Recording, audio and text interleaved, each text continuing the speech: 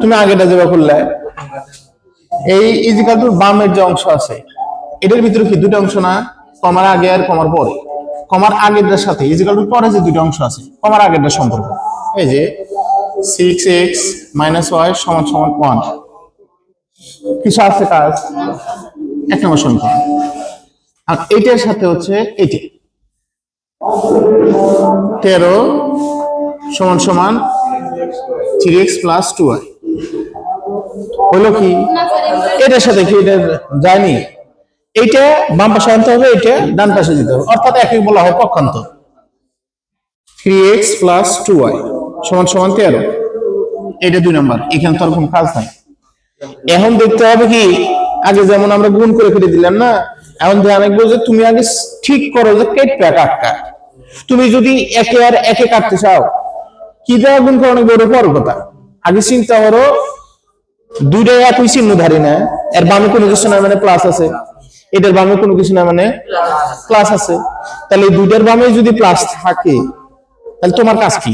তোমার কাজ হচ্ছে যখন দেখবে যে দুজন একই চিহ্নধারী কিন্তু কাটা লাগবে তখন 1 ও 2 কে বিয়োগ করে দিবে। সমান আমরা পরে করি রইছো, তাহলে যখন এক চিহ্নধারী হবে তখন পার্ট কি করবে বিয়োগ করবে, কারণ বিয়োগ করলে একজনের চিহ্ন পরিবর্তন হবে তখন কাটবে।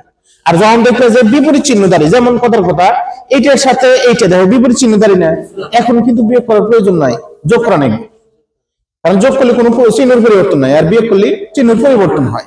তাইলে এখন কাটতে গেলে তো শর্ত আর একটা যে সমান অনেক, যদি 11 আর 11 কাটতে চাই এখানে কত আছে 6x আর এখানে কত আছে 3x, তাহলে 3x কে 6x বানানো লাগবে আর 6x থাকবো। এখন যখন দেখবে যে একজনকে গুণ করার প্রয়োজন পড়তেছে আর একজনকে গুণ করার প্রয়োজন পড়তেছে না, তাকে 1 দিয়ে হলে গুণ করবে, কারণ 1 দিয়ে গুণ হলে তো কোনো প্রয়োজন নেই। কারণ কি এই একই জায়গায় দুটো অঙ্ক বা দুটো সমীকরণ একজন এক অঙ্করই তো, একজনের সাথে গুণ করবে আর একজনের সাথে গুণ করবে না, হয় না, দুজনের সাথে গুণ করতে হবে। যদিও দেখবে যে কারোর পরিবর্তনের প্রয়োজন নাই তাহলে তার সাথে 1 দ্বারা গুণ করবে, আর কি পরিবর্তনের প্রয়োজন আছে না যদি তোমার কাছে মনে হয়, আর যার সাথে যাকে পরিবর্তন করতে যা দ্বারা গুণ করো নাকি তুমি তাই দ্বারা গুণ করবে। এখন তুমি এটা আর এটা কাটতে চাও নাকি এটা এটা কাটতে চাও, তুমি আগে ডিসিশন নাও। আচ্ছা এটার সাথে এটা কাটবে, যদি এটার সাথে এটা কাটতে চাও এনে কয় x আছে এনে কত আছে, তাহলে অবশ্যই 2 দ্বারা গুণ করা লাগবে। আর তুমি যদি এইটার সাথে এটা কাটতে চাইতে এখানে কত আছে 2 আসছিল, এখানে কত আসছিল, তাহলে এই 1 নংকে 2 দ্বারা গুণ করতে হবে আর 2 নংকে গুণ করার কোনো কিছু প্রয়োজন ছিল না। তাহলে এখন সিদ্ধান্ত হচ্ছে 1 নংকে যদি 2 দ্বারা গুণ করি এখানে 2 আসবে না,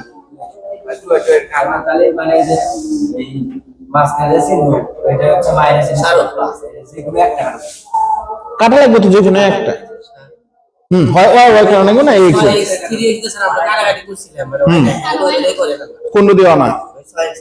আচ্ছা আচ্ছা আচ্ছা আমরা এটা যদি কাটতে চাই এটা বল কাটা যায়, এটা বল কাটা যায়, এরা সিদ্ধান্ত নিয়েছে এটা কাটতে। দেখো তাহলে এখানে আছে 6x এখানে কয় x আছে, দুটোকে সমপরিমাণ করা লাগবে, তাহলে এটাকে তো কোনো কিছু পরিবর্তনের প্রয়োজন নাই, তাহলে কমপক্ষে এটাকে 1 দ্বারা গুণ করবো আর এটা কি 6x অনেক, তাহলে এর সাথে কত গুণ করলে পারে 6x হবো 2, তাহলে 1 নংকে 1 দ্বারা আর 2 নংকে 2 দ্বারা গুণ করে, যেহেতু এরা একই চিহ্নধারী তাহলে বিয়োগ করে নিব, তাহলে 1 নংকে 1 দ্বারা 2 নংকে 2 দ্বারা গুণ করে বিয়োগ করি।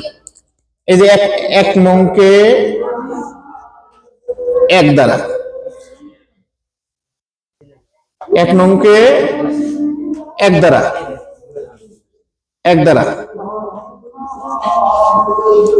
2 নংকে 2 দ্বারা